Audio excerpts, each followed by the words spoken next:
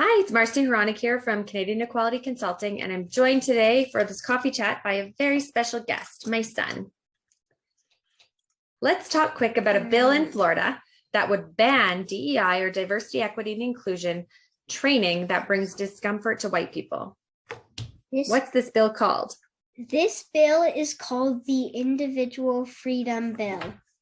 It would prohibit companies, schools, businesses from training that results in people feeling, quote, discomfort, guilt, anguish, or any other form of psychological distress on account of his or her race. First quick tidbit, his or her, I think we're past this. Time to use inclusive language in legislation. Now, to dig into this, discomfort in any DEI work is the work. It's a critical component. Discomfort is required to grow and to learn. It's not easy and not always pleasant to discover and learn about experiences that are very different than your own. In fact, they may be invisible to you, but that doesn't make them any less valid or real.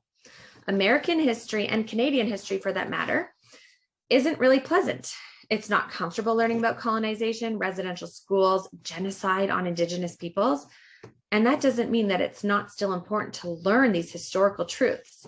In fact, there's probably a lot of current day problems that exist because we were never taught the full truth and the true discomfort in our history. In order to make a better future, we need to know and learn the truth and sit in that discomfort. One of the incredible trainers here at CEC, James, shares that your brain is also a muscle. When you're trying to grow and develop a muscle, you work it out, it hurts, it gets sore, but that's required for growth. There are also currently more than a dozen bills at various stages of approval across the US to try to ban critical race theory in schools and in any sort of training programs.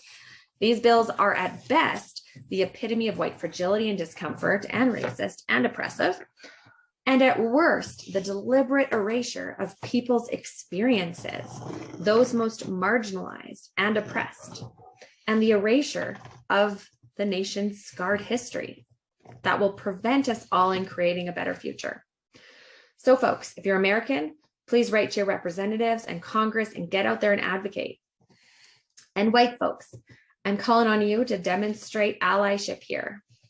And Canadians, encourage your American friends to do this. And let's work together to make sure this doesn't happen here.